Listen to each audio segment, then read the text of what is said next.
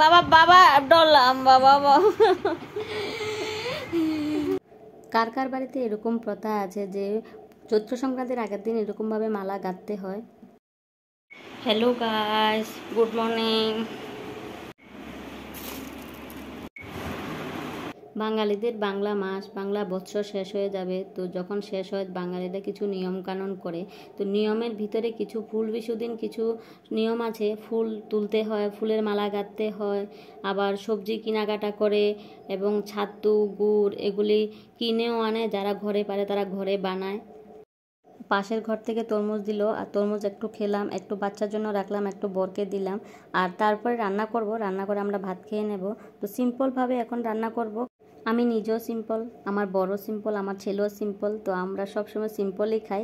আর বেগুন ভাজা দিয়ে এখন কিন্তু আমরা ভাত খেয়ে নেব। কালকের একটু সবজি আছে, ওই সবজি দিয়ে হয়ে যাবে। তো এখন রান্না করব না, আর এখনই বাসনগুলো ধুয়ে নেব। আর এদিকে বেগুন ভাজা করতে করতে এদিকে জল নিয়ে নিলাম আমাদের জন্য, ভাত খেয়ে নেব। আর এদিকে বাসনগুলো কিন্তু আমি ওয়াশ করে নেব। বেগুন ভাজা আস্তে আস্তে হয়ে যাবে এদিকে। আর খুব মনোযোগ সহকারে বেগুন ভাজা করছি। শুধু বেগুন ভাজাই হবে এখন, তাই পুড়ে যদি যায় তাহলে এগুলো দিয়ে খেতে পারবো না।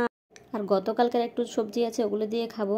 তো মনোযোগ সহকারে বেগুন ভাজা করছি। আর এদিকে বর বসে গেছে ভাত খাওয়ার জন্য। তো জল নিয়ে নিলাম, ভাত বেড়ে নিলাম, আমরা বসে যাব খাওয়ার জন্য। আর আগামী দিনের সবজিগুলো ফ্রিজে রাখলাম, মনে হচ্ছে যেন খারাপ হয়ে গেছে। তারপরে শুধু বেগুন ভাজা দিয়ে ভাত খাবো। আমরা খুব সিম্পল আর খুব সিম্পলভাবে থাকি। তো আমাদের মতন কে কে বেগুন ভাজা বা আলু ভাজা বা ডিম অমলেট একটা জিনিস দিয়ে তোমরা ভাত খেয়ে নিতে পারো। কেউ কেউ ঘরেতে অনেক সবজি নিয়ে তাল ঝাল করে, আমাদের ঘরে কিন্তু তাল ঝাল করে না। কিন্তু যখন যেটা থাকে ওটা দিয়ে খেয়ে নেয়। যদি সবজি রান্না করা থাকে তো রান্না সবজি দিয়ে খাবা, যদি রান্না করা সবজিও না থাকে তাহলে আলু ভাজা বেগুন ভাজা ডিম অমলেট যেটা দিই ওটা দিয়ে খেয়ে নেয়। তো ওর যেমন সিম্পল আমিও ঠিক তেমনই সিম্পল। সবজি যদি অনেক কিছু রান্না করি কিন্তু তারপরেও সবজি কম খায়। আমাদের ঘরে কিন্তু সবজি নিয়ে তো বাছাবাছি নেই। আর আজকে তো এদিকে ফুল বিশু উপলক্ষে কিন্তু ফুল উঠাবে, ফুলের মালা কাটবে। আর চৈত্র সংক্রান্তি উপলক্ষে যে পাঁচন রান্না করে, পাঁচনের সবজি কিন্তু আজকে বাজার হয়ে গেছে। সবারই মোটামুটি বাজার আজকেই করে নেয়। তো আমার বাজারও আজকে হয়ে গেছে। আর 108 রকমের সবজি দিয়ে কিন্তু পাঁচন রান্না করতে হয়। তো 108 রকমের সবজি মিলাচ্ছি, গুনে গুনে বের করছি ব্যাগ থেকে কত পদ এনেছে। আবার অনেকে বলে পাঁচনে নাকি বেগুন দিতে নেই। তো বেগুন ছাড়া কিন্তু 108 রকমের মিলাবে। আর তোমরা 108 রকমের সবজি বাজারে নাও পেতে পারো। তোমার আশেপাশে লতা পাতা ঘাসপালা যত কিছু আছে সব কিছুর থেকে একটু একটু একটু একটু করে নিয়ে কিন্তু তুমি 108 রকমের মিলাবে। তো আমি আমার বরকে বললাম যে তুমি এনেছো 11টা আইটেম, আরও বাকি আছে। তো বললো ঠিক আছে, এখন ডিউটিতে যাচ্ছি, ডিউটি থেকে আসার সময় যেগুলি বাকি থাকবে এগুলি নিয়ে আসবো। আর এদিকে সংক্রান্তি উপলক্ষে ধোয়াধাই হয় সবার ঘরে। তো আমিও ধুয়েছি কাপড় চোপড় সব কিছু। তারপরে আমি ঘরগুলোকে সুন্দর করে গুছিয়ে নিলাম। আর এই দেখো আমার ঘর গোছানো হয়ে গেছে। এখন রান্না করব, দুপুরে যেটা রান্না করব বললাম যে টমেটো চাটনি করব, আর ডাটা দিয়ে আলু দিয়ে সিমের বিচি দিয়ে রান্না করব। যেহেতু ফুল বিশু তো আজকে কোনো আমিষ করব না, নিরামিষ করব।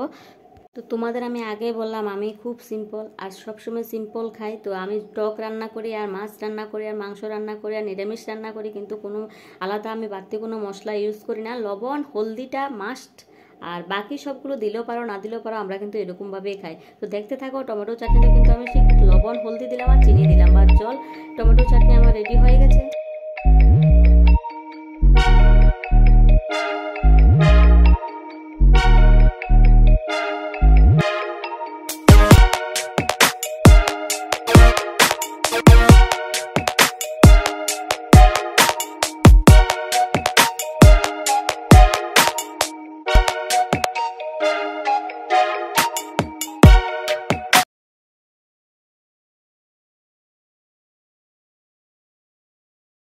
দেখলে তো আমি খুব সিম্পলভাবে টক রান্না করে নিলাম।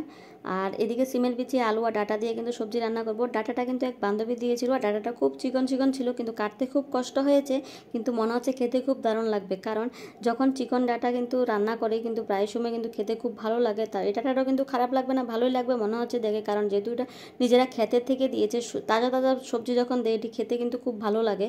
তো আমি এগুলোকে বসিয়ে দিলাম, সবগুলো জলের ভিতরে একসঙ্গে বসিয়ে দিলাম। কারণ তেল কম দিয়ে রান্না করবো, আর তেল কম দিয়ে রান্না করলে পেটের রোগের জন্য কিন্তু খুব ভালো। আর যাদের পেটের রোগ আছে তারা কিন্তু এরকম তেল কম দিয়ে রান্না করবে। আর এদিকে আমার ছেলে স্কুল থেকে চলে আসলো, আর ও যখন চলে আসলো ওকে বললাম ফ্রেশ হয়ে নাও বাবা, তোমাকে খাওয়ান দিয়ে দিই। আর ও ফ্রেশ হয়ে এসেছে। এদিকে আনারগুলো স্কুলে নিয়ে গেছিলো টিফিনে, ও খায়নি, এগুলোকে নিয়ে আবার বসেছে। আর এদিকে আমি ওকে টক দিয়ে কিন্তু ভাত দিয়ে দিলাম, আর ওখানে গেম খেলতে খেলতে কিন্তু টক দিয়ে ভাত খেয়ে নিচ্ছে। আর এদিকে আমি তেল দিয়ে কিন্তু আবার এটাকে সম্বাদ দিয়ে দেবো, কিন্তু কম তেল দিয়ে সম্বাদ দিচ্ছি, বেশি কিন্তু তেল লাগবে না, যেহেতু আমি আগেগুলোকে বয়েল করে নিয়েছি।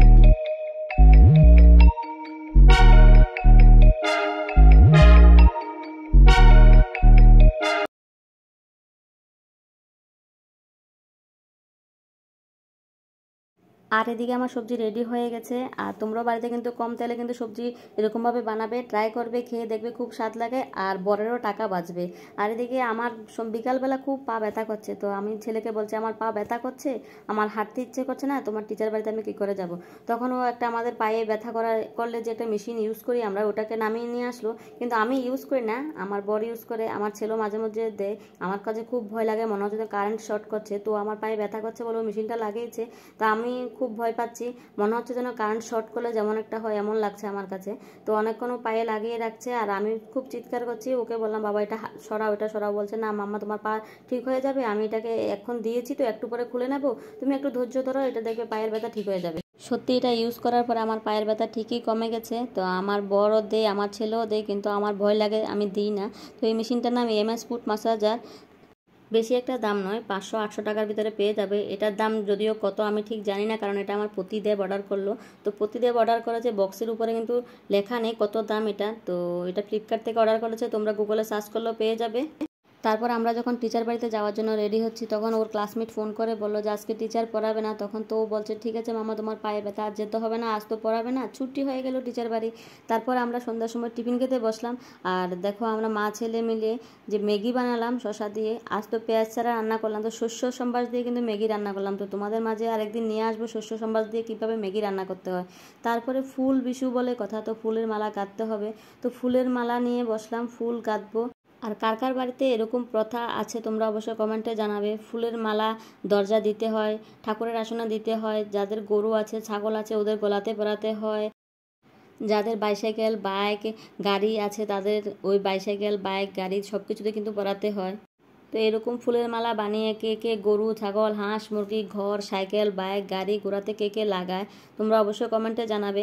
এটা কিন্তু আমাদের নিয়ম আছে, বাঙালিদের বেশিরভাগই এরকম নিয়ম থাকে। তো সব বাঙালির আছে কিনা জানি না, তবে আমাদের আছে। তো আমরা যে এরকম করেছি, তোমরা কে কে এরকম করো বাড়িতে তোমরা অবশ্যই কমেন্টে জানাবে। তারপর আমার বরমশাই চলে আসলো আর ভাত খেতে বসলাম। আর এদিকে মশা কামড় দিচ্ছে, তো সবার জন্য আমি ভাত নিয়ে বসলাম আর এদিকে মশাও মারছি, কারণ আমার তো ধর্ম সবাইকে ভালো রাখা সুস্থ রাখা খুশি রাখা। তো মশাও মারতে হবে, রান্নাও করতে হবে, সবাইকে দিতে হবে, নিজেও খেতে হবে।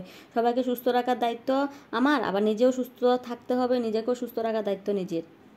আর সবাইকে দিয়ে কিন্তু আমি বাউলে ভাত নিয়ে বসলাম। আর বাউলে কেন ভাত নিলাম, কারণ আজ ফুল বিশু। তো শ্বশুরবাড়িতে কিন্তু আজ মাছ মাংস খাচ্ছে, কিন্তু আমি নিরামিষ রান্না করেছি। তারপরও যে চৈত্র সংক্রান্তি উপলক্ষে কিন্তু ওই দিন সবাই নিরামিষ খায়। তো যার কারণে আমি আর বাসন বেশি ভরাতে চাই না, কারণ সব ধোয়া দেয় হয়ে গেছে, তো বাটি করে খেয়ে নেব। আর বেশি বাসন ভরতে হবে না, তাই আমি বাটি করে নিয়ে নিলাম। बात तो सही है। তারপর যেটা হলো বললাম না যে সবার দিক নিজেকে চিন্তা করতে হয়, নিজেরটাও নিজেকে চিন্তা করতে হবে, সবাইকে ভালো রাখার দায়িত্ব আমার, নিজেকেও ভালো রাখার দায়িত্ব আমার। তা ঘুমাতে গিয়ে যখন মশারিটা ছিঁড়া দেখলাম, আর প্রত্যেক দিন একটা দুইটা করে মশা ঢুকে, তো আজ প্ল্যান করলাম যে মশারিটাকে সিলি করে ঘুমাবো। কিন্তু মশারিটা নতুন মশারি, 400-500 টাকা দিয়ে কিনে আনা মশারি, আমি যদি 6 মাসও ঠিক করে ইউজ না করতে পারি তো কেমন লাগে। তাই আমি সুই সুতা নিয়ে বসে গেলাম আর সিলি করে ঘুমাবো, যাতে একটা মশা আজ ঢুকতে না পারে, একটা মশাও কামড় না দিতে পারে। তো আমার ভিডিও তোমাদের কাছে কেমন লাগলো, যদি ভালো লাগে একটা লাইক অবশ্যই করে দেবে। আজকের মতো ভিডিওটা এখানে শেষ করলাম, সবাই ভালো থাকবে সুস্থ থাকবে, বাই বাই।